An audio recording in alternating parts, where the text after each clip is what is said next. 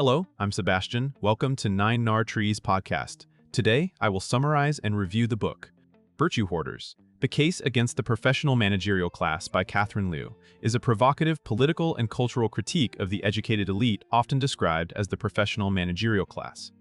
Framed as an argument about power rather than personal morality, the book examines how progressive rhetoric, credentialism, and status signals can function as tools of social control and class reproduction. Liu challenges the idea that the main obstacles to equality are individual bias or insufficient awareness, and instead focuses on how institutions, workplaces, and cultural gatekeeping protect the advantages of well-positioned professionals. The book connects campus politics, nonprofit culture, media norms, and corporate diversity, talk to broader patterns of inequality and weakened working-class solidarity. Written to be accessible to general readers while drawing on left political traditions, it invites debate about what counts as real redistribution and who benefits from contemporary forms of moralized politics. I will give you key takeaways from this book. Firstly, defining the professional managerial class and its interests. A central task of the book is to clarify what people mean by the professional managerial class and why it matters politically. Rather than treating the PMC as simply educated workers, the argument emphasizes their distinctive role as managers, administrators, credentialed experts, and cultural intermediaries who translate policy, supervise labor, and shape institutional norms. Their power often comes less from owning capital and more from controlling access to jobs, language, and legitimacy through degrees, professional standards, and networks. This positioning can align them with corporate and institutional stability even when they identify as progressive.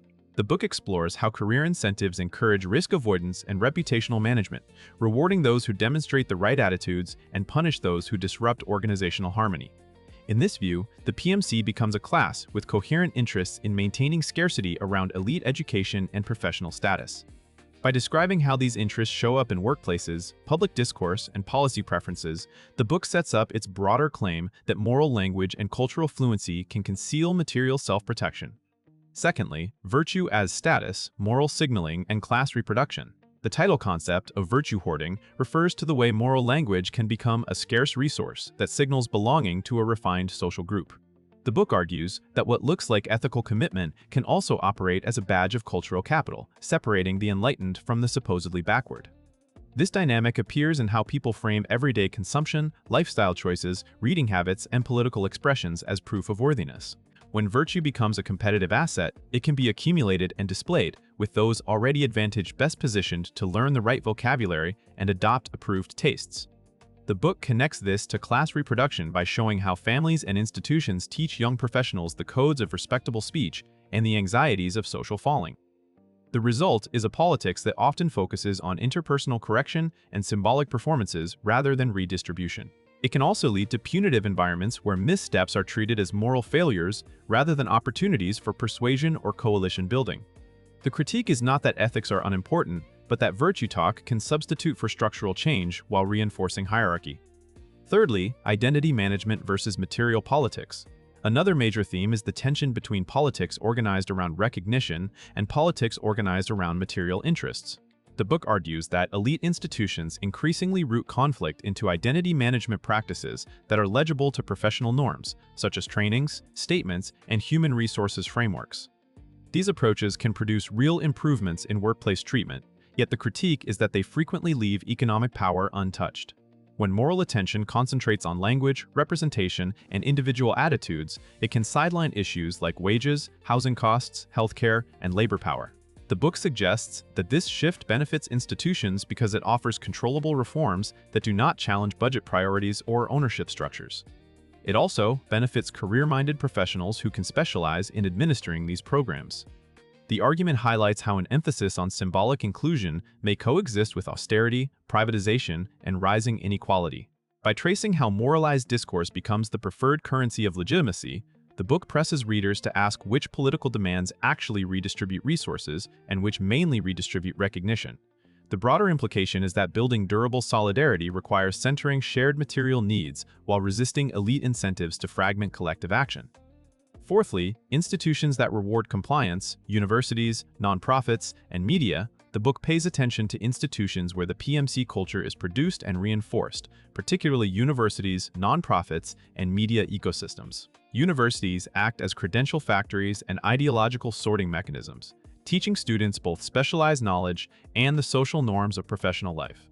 Nonprofits can channel activism into grant-dependent structures, professionalizing social movements and prioritizing metrics, branding, and donor-friendly messaging. Media and cultural institutions then amplify certain narratives while treating others as illegitimate or uncouth, shaping what counts as reasonable politics. Across these spaces, the book argues, the same pattern emerges: virtue signaling and rule following are rewarded, while class-based conflict and direct demands for redistribution are often softened into safer forms. The critique also addresses how these institutions can speak the language of justice while operating through precarious labor, adjunctification, internships, and low wages for support staff. By mapping these contradictions, the book aims to show that cultural progressivism can coexist with workplace stratification. The result is an elite moral culture that appears radical in style but conservative in its protection of institutional prestige and professional career paths. Lastly, towards solidarity, rebuilding a politics beyond elite moralism. The final thrust of the argument is constructive. If virtue hoarding and professional gatekeeping weaken solidarity, what would a better left politics look like? The book points toward organizing that prioritizes shared material demands and broad coalitions rather than purity tests. It suggests that movements are stronger when they treat disagreement as inevitable and focus on negotiating common interests, especially around labor rights, public goods, and universal programs. The critique implies that redistributive policies reduce vulnerability in ways that moral signaling cannot, because they change the baseline conditions of life for large numbers of people. It also calls attention to how language policing and reputational takedowns can discourage participation from those who lack cultural fluency or fear humiliation. A more effective politics would make room for imperfect allies while holding institutions accountable through collective pressure rather than individual shaming. The book encourages readers to scrutinize whether their political actions change power relations or mainly affirm identity and status. By shifting the focus back to class power, it argues, the left can challenge both corporate dominance and the professional class habits that unintentionally help preserve the existing order. In conclusion, this book is best suited for readers interested in left politics, class analysis, higher education culture, and the way public morality intersects with power. It will resonate with working and middle-class readers who feel talked down to by elite institutions, as well as with professionals who want an honest assessment of how their own environments reward conformity and symbolic righteousness.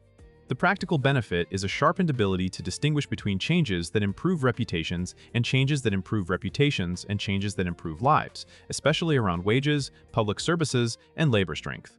By focusing on incentives, institutions, and class position, the book helps readers evaluate political debates without getting trapped in performative outrage cycles.